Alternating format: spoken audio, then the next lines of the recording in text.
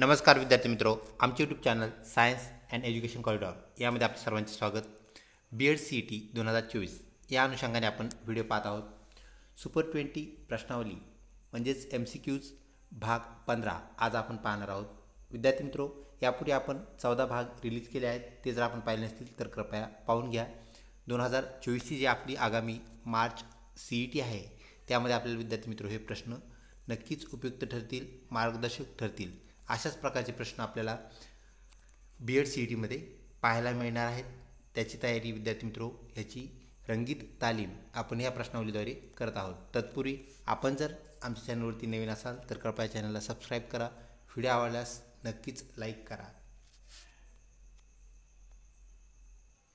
प्रश्न पहिला जो की नंबर सिरीज अंकमालिका या घटकातून आपल्याला पाहायला मिळत आहे। विद्यार्थी मित्रों 2, 8, 9 डॅश म्हणजेच 2 आणि 8चा याचा संबंध लक्षात घेऊन आपल्याला 9 व दिलेल्या पर्यायामधून त्याचा संबंध कोणत्या संख्येशी लागतो हे आपल्याला इथे काय करायचं आहे, शोधायचं आहे। करेक्ट उत्तर लिहायचं आहे, क्लिक करायचं आहे। तर विद्यार्थी मित्रों पहिल्या दोन संख्येतला सहसंबंध म्हणजेच 2चा घन जो आहे विद्यार्थी मित्रों तो आपल्याला 8 असलेला पाहायला मिळतोय। तर 9चा घन किती असा हा सरळ सरळ प्रश्न आहे। Option 1 729, option 2 1000, option 3 343, option 4 625। विद्यार्थी मित्रों ऑप्शन 1 729 करेक्ट उत्तर होय। त्यानंतर विद्यार्थी मित्रों प्रश्न क्रमांक 2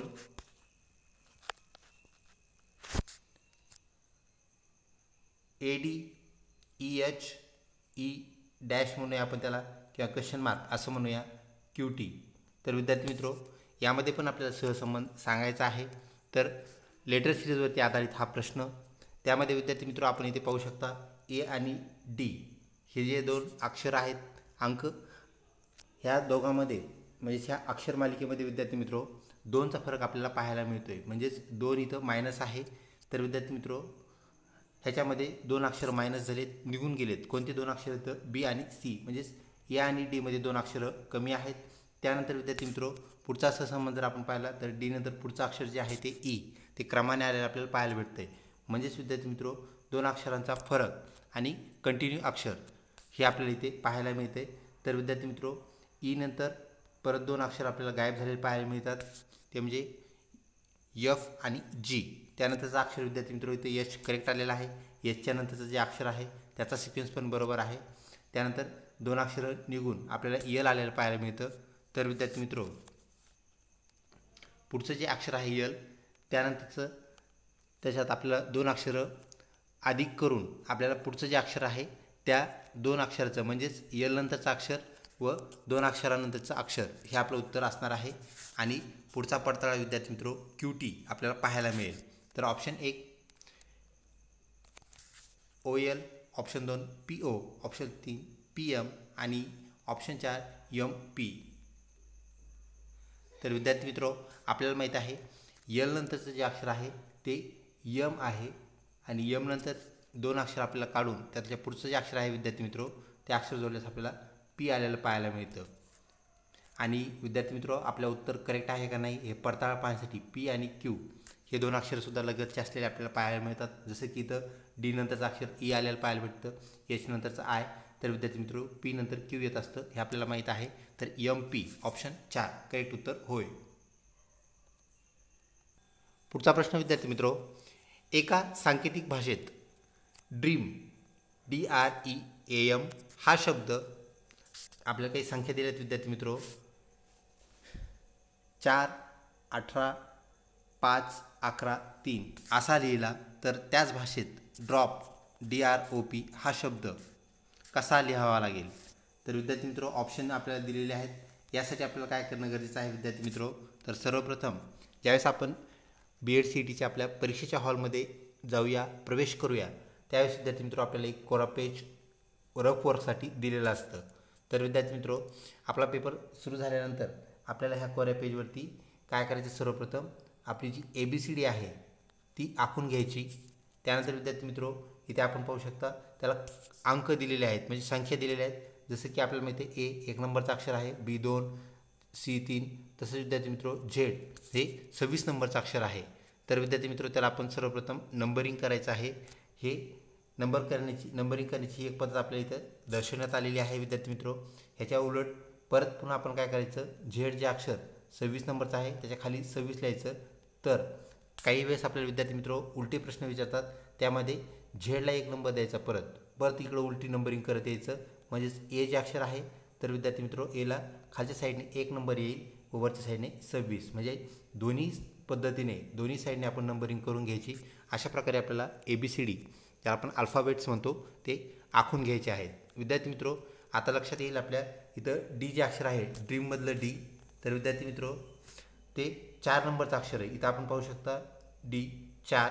त्यानंतर आर जे अक्षर आहे विद्यार्थी मित्रो 2 नंबरचं, तर आपण इथे पाहू शकता आर अक्षर हे आपल्याला 18 नंबरला आलेलं पाहायला मिळते. म्हणजेच 4 नंतर आपल्याला इथं संख्येमध्ये 18, 4 आणि 18 याचा अर्थ आहे डी आणि आर. त्यानंतर विद्यार्थी मित्रो ई अक्षर आपल्या ओळखीचं आहे, जे की 5 नंबरला आपल्याला आलेलं पाहायला मिळतं. तर विद्यार्थी मित्रो 18 नंतर आपल्या इथं परत 5 आलेलं पाहायला मिळतं आहे. तर विद्यार्थी मित्रो अशा प्रकारे आपल्याला काय करायचं आहे, ती कोडिंग डिकोडिंग म्हणजे सांकेतीकरण विसंकेतीकरण असं आपण ज्याला म्हणतो त्या घटकातून आलेला हा प्रश्न. तर विद्यार्थी मित्रो सर्व आपण अक्षरांची जुळवणी केल्यानंतर म्हणजे ड्रीम हा शब्द कसा तयार झाला हे आपल्या चार्टमधून पाहिल्यानंतर विद्यार्थी मित्रो ड्रॉप हा शब्द कसा तयार होईल.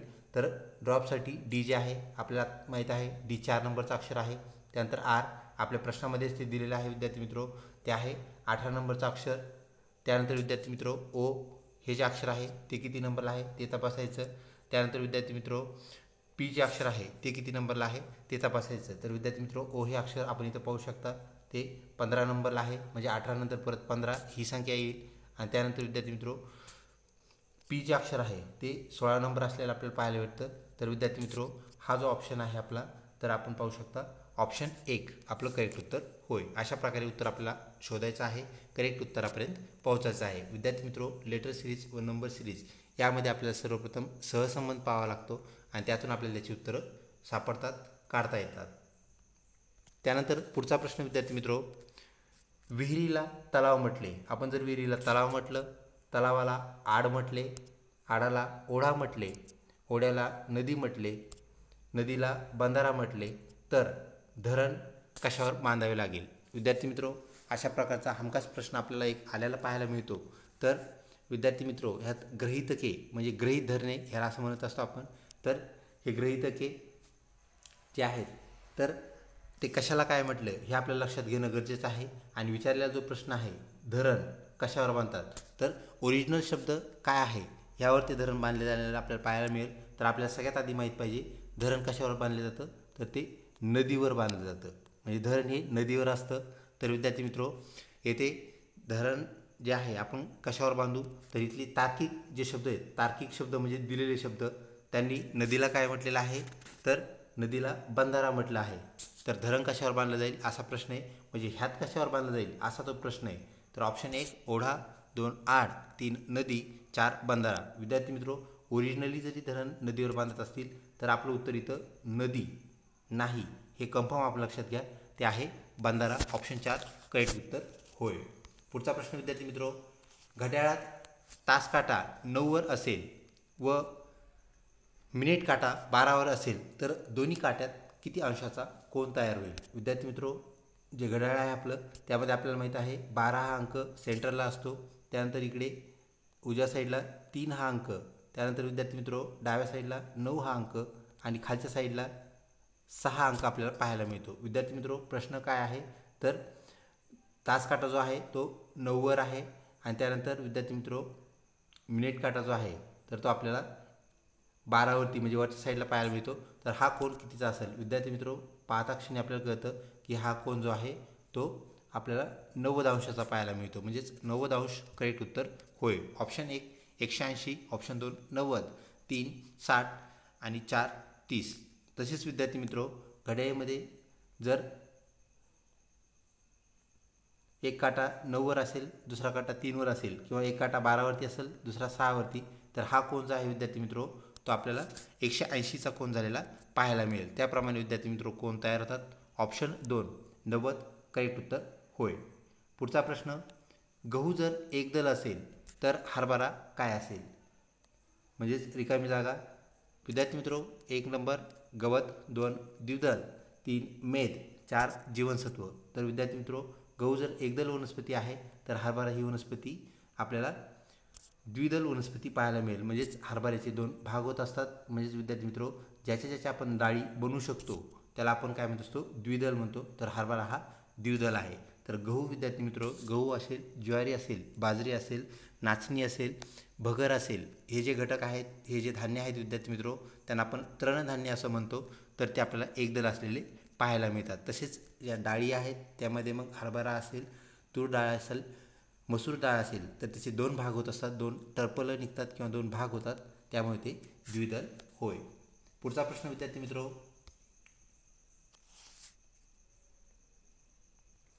1 ते 100 पर्यंत एकूण समसंख्येची बेरीज किती येईल? ऑप्शन 1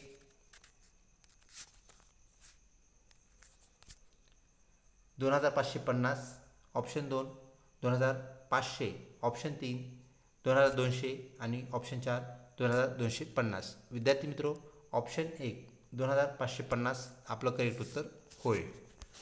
पुढचा प्रश्न विद्यार्थी मित्रो,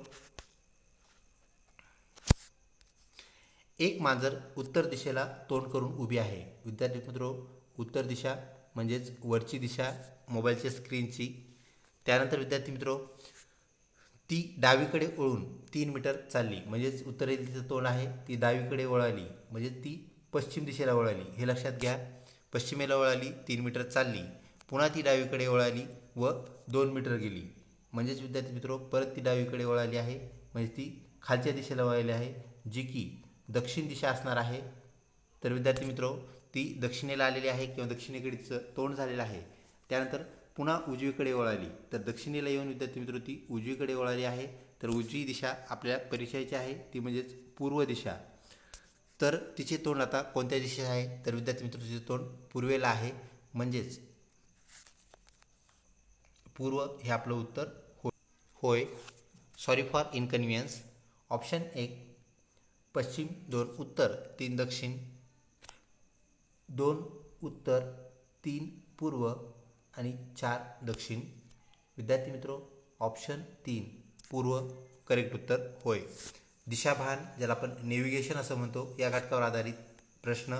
त्यानंतर विद्यार्थी मित्रो, प्रश्न क्रमांक 9, जो की जनरल नॉलेज ह्या दुसऱ्या घटकातून सुरू झालेला आपल्याला पाहायला मिळतो. आपल्या 100 मार्कच्या BEd CETच्या प्रश्नपत्रिकेतसुद्धा विद्यार्थी मित्रो डायरेक्ट प्रश्न चालू होतात. कुठेही लिहिलेलं नसतं की हा जनरल नॉलेजचा प्रश्न आहे, बुद्धिमत्तेचा आहे, शिक्षक अभिव्यक्तीचा आहे. विद्यार्थी मित्रो, प्रश्न क्रमांक 1 ते 40 म्हणजे 40 गुणांचे जे प्रश्न आहेत ते बुद्धिमत्ता म्हणजे पहिल्या घटकातून असतील. त्यानंतर प्रश्न क्रमांक 41 ते प्रश्न क्रमांक 70 हे आपल्याला GKमधून आलेले पाहायला भेटतील. तर प्रश्न क्रमांक 71 ते 100 विद्यार्थी मित्रो, तिसरा घटक जो आहे आपला तो म्हणजे शिक्षक अभिव्यक्ती, या घटकातून आलेले आपल्याला पाहायला मिळतील. तर GKचा प्रश्न विद्यार्थी मित्रो, पहिला प्रश्न, महाराष्ट्र राज्याचे एकूण क्षेत्रफळ किती आहे? ऑप्शन 1 3,07,000 किलोमीटर,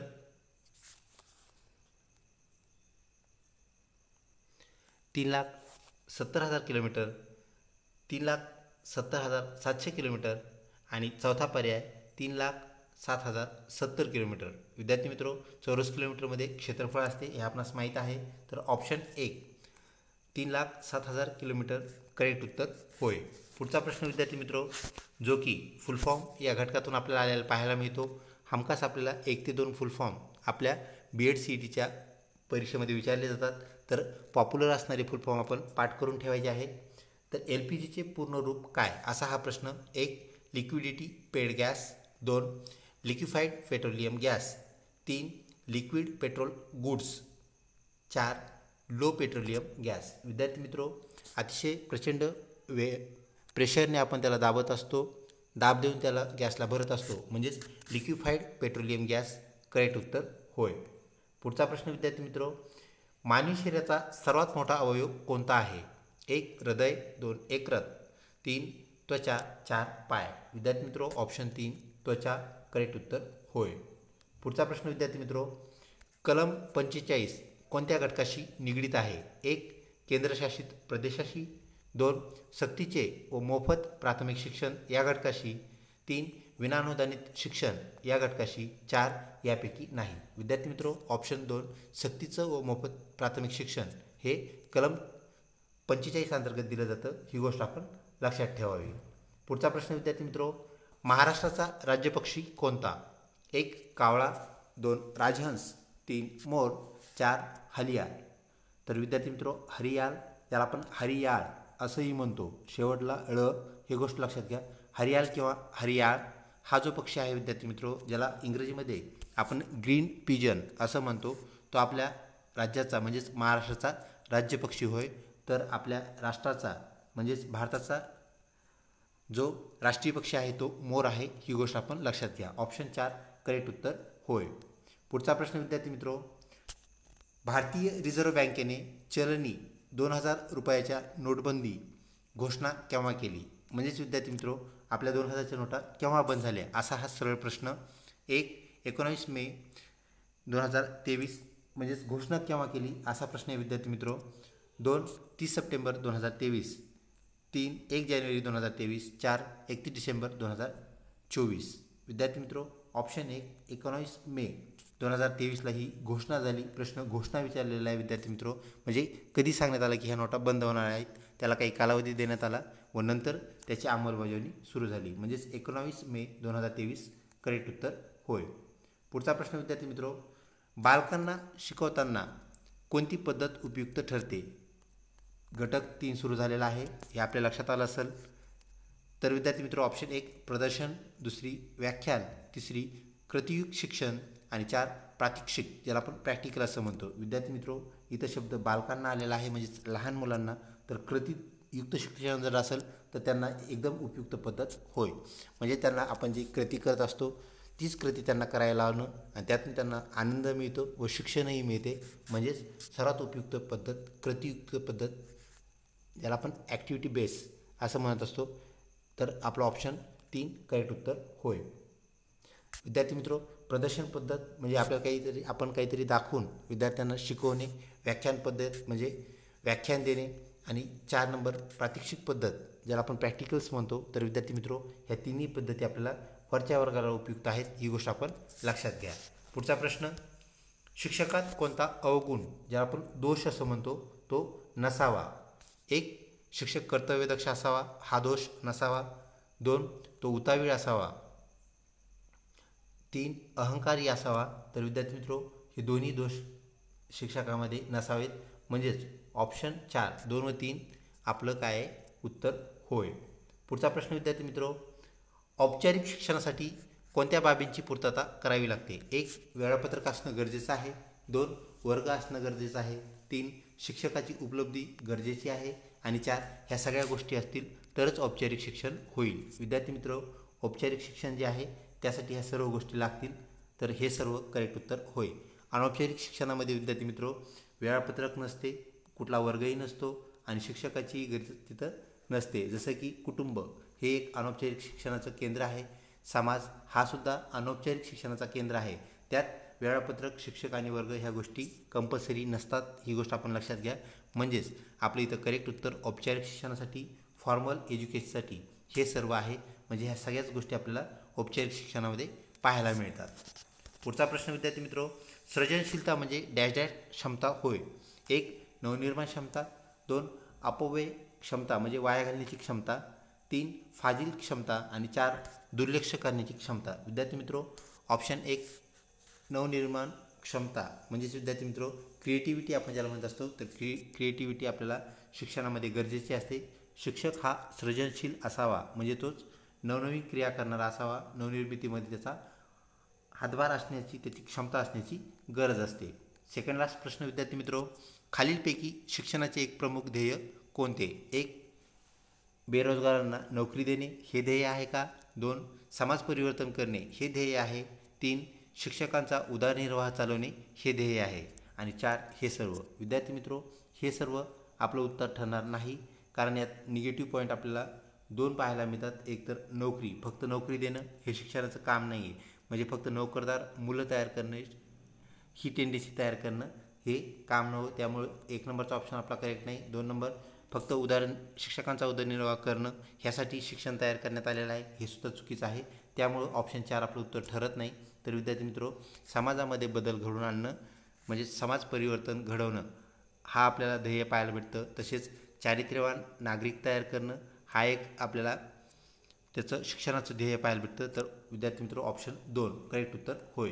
पुढचा प्रश्न विद्यार्थी मित्रो, विद्यार्थ्याचे मूल्यमापन डॅश डॅश तपासण्यासाठी होते. म्हणजे आपण विद्यार्थ्याच्या ज्या परीक्षा घेतो, चाचणी घेतो, त्याचा हेतू काय असा हा प्रश्न. 1 त्याच्यामध्ये त्याची हुशारी तपासणे, 2 त्याचा नीटनेटकेपणा तपासणे, 3 त्याचं आकलन तपासणे आणि 4 त्याची गुण घेण्याची क्षमता तपासणे. हे परीक्षांचं, चाचणीचं, तोंडी परीक्षेचं काम असतं का असा हा प्रश्न. विद्यार्थी मित्रो, तर त्या विद्यार्थ्याला किती आकलित झालं आहे, त्याला किती समजलं आहे, किती कळालं आहे, हे आपल्याला त्या चाचण्यामधून, त्या परीक्षामधून, घटक चाचणीमधून व तोंडी परीक्षेतून कळत असतं. तर विद्यार्थी मित्रो, तर आपण प्रत्याभरण असं म्हणतो. तर आकलन तपासणे हे त्याचा मुख्य उद्देश होय. विद्यार्थी मित्रो, ऑप्शन 3 करेक्ट उत्तर होय. अशाच प्रकारच्या अजून प्रश्नावलीसाठी आमच्या चॅनलला लिंक राहा. भाग 16 लवकरच प्रदर्शित करू. तसेच आपली परीक्षा अत्यंत जवळ आलेली आहे विद्यार्थी मित्रो, त्या अनुषंगाने आपण आमच्या चॅनलवरील इतर व्हिडिओ नक्कीच पाहावेत. लवकरच भेटूया पुढच्या व्हिडिओमध्ये. तोपर्यंत धन्यवाद.